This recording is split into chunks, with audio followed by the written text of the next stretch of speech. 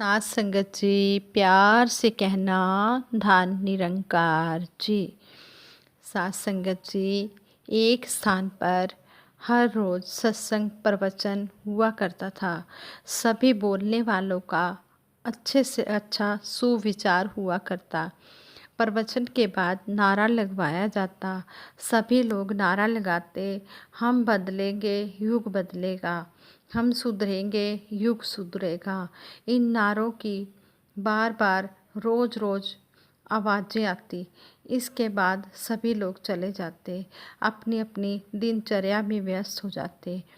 हर रोज़ सत्संग में जाने वालों में एक दूध बेचने वाला भी था।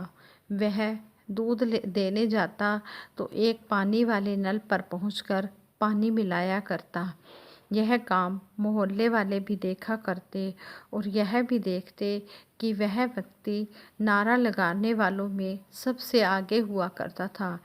एक दिन वह दूध में पानी मिला रहा था। तभी मोहल्ले के कुछ लोग वहां आ पहुंचे और दूध वाले से कहते हैं, अरे दूध वाले भैया, आप रोज़ नारा लगाते हो, हम बदलेंगे युग बदलेगा, हम सुधरेंगे युग सुधरेगा। आखिर आप कब सुधरोगे, कब बदलोगे? इसी प्रकार एक अन्य व्यक्ति चोरी में लगा हुआ था, चोरियां करता था और हर रोज़ सत्संग में भी जाया करता, नारा भी लगाया करता। एक दिन वह भी पकड़ा गया। पकड़ने वालों में वह भी लोग थे जो सत्संग में जाया करते और उसे अच्छी तरह जानते थे। लोगों ने उससे कहा, आखिर भाई तुम कब सुधरोगे? यहाँ यह बात महत्वपूर्ण है कि हम किसी विचारधारा या सिद्धांत के नारे लगाने की फॉर्मेलिटी निभाने तक ही सीमित रहते हैं या उसको हम अमल में लाने की बात भी करते हैं। अगर हम ऐसी बात नहीं करते तो ना युग बदल रहा है और ना ही हम सुधर रहे हैं। दासी का कहने का भाव ये है, ये निरंकारी बात नहीं है जो दासी ने बताई है, ये किसी और धर्म की बात है, किसी और की बात है।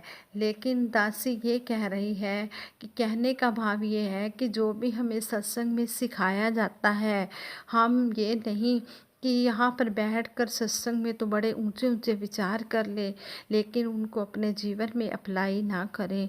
हमने पहले जो भी हम बोलते हैं सत्संग में आकर, पहले हमने उसको अपने कर्म रूप में लाना है। उसके बाद हमने सत्संग में अपनी बात को कहना है। जैसे सतगुरु माता सुदीक्षा जी महाराज कुछ दिन पहले विचार कर रहे थे, तो विचारों में वो कह रहे थे कि एक बहन किसी महात्मा के पास गई। वो कहने लगी कि मेरा बेटा गुड़ खाता है।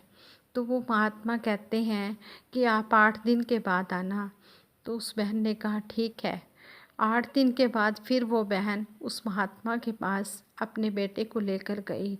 तो महात्मा कहते हैं उस बहन के बेटे को कि बेटे गुड़ नहीं खाना। तो आगे से वो बहन कहती है, महात्मा जी, आपने इतना समय लगा दिया, ये बात कहनी थी और आपने 8 दिन लगा दिए। अगर यही बात आपने कहनी थी गुड़ नहीं खाना तो उसी समय कह देते।